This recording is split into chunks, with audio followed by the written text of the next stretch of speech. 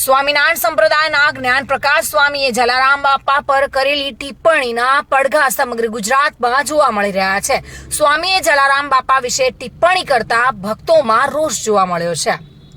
રાજકોટ જિલ્લાના ઉપલેટાના લોહાણા સમાજ દ્વારા મામલતદારને આવેદનપત્ર આપવામાં આવ્યું હતું. સ્વામી વિરુદ્ધ સૂત્રોચ્ચાર કરી અને રોષ ઠાલવવામાં આવ્યો હતો. સ્વામીએ જલારામ બાપા વિશે ટિપ્પણી કરી હતી અને જેના કારણે ભક્તોમાં રોષ ફાટી નીકળ્યો છે. જ્ઞાન પ્રકાશ સ્વામીએ સ્ટેજ પરથી જલારામ બાપા વિશે ટિપ્પણી કરેલ અને જે બાબતે સ્વામી પર કાયદેસરની કાર્યવાહી કરવાની માંગ સાથે આવેદનપત્ર આપવામાં આવ્યું છે. જો સ્વામી પર કાયદેસરની કાર્યવાહી નહીં કરવામાં આવે તો ઉગ્ર આંદોલનની ચીમકી પણ ઉચ્ચારવામાં આવી છે.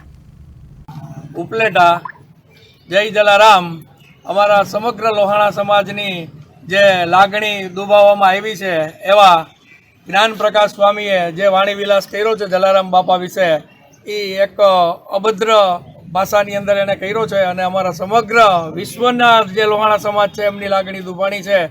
તો અમારા બધા વતી એવી એક માગણી છે કે જ્ઞાન પ્રકાશ સ્વામી વીરપુર આવી અને માફી માંગે અને અમારા સમગ્ર લોહાણા સમાજ વતી એમને એમ થાય કે ના આ શબ્દ મેં ખોટા વાપર્યા છે. અને જલારામ બાપા ને કોઈની એવી ઓલી વાત નહોતી. જલારામ બાપા પોતાનામાં જ એવી સામર્થ્ય હતી કે જે એમના સામર્થ્યથી અત્યાર સુધી આ જે અન્નક્ષેત્ર ચાલે છે એની અંદર કોઈ પણ જાતનો ફંડ ફાળો લેવાતો નથી અને એમ છતાંય ફંડ ફાળો જે આપે છે એમને પણ રોકવા માટે માણસો રાખ્યા છે. તો અમારા સમગ્ર સમાજની જે લાગણી દુભાણી છે એ માટે જ્ઞાન પ્રકાશ સ્વામી વીરપુર તાત્કાલિક આવી અને માફી માગે. હું પણ સ્વામિનારાયણ સંપ્રદાયનો હરિભક્ત છું, પણ હું એટલું જ કહેવા માગું છું કે કોઈ પણ સ્વામીએ પોતાની લીટી મોટી કરવા કરતાં પોતાની બીજાની લીટી ઓલી નાની ન કરે અને એટલું ધ્યાન રાખે અને કાયમીને માટે કોઈ પણ દેવી દેવતાઓ માટે અભદ્ર વાણી વિલાસ ન કરે એવી મારી વિનંતી છે. સરફરાઝ કોડી સાથે bureau report, today Gujarati news. દર્શક મિત્રો, ટુડે ગુજરાતી ન્યૂઝનું આ જાગૃતિ અભિયાન સિસ્ટમમાં બદલાવ લાવવાનો એક પ્રયાસ છે.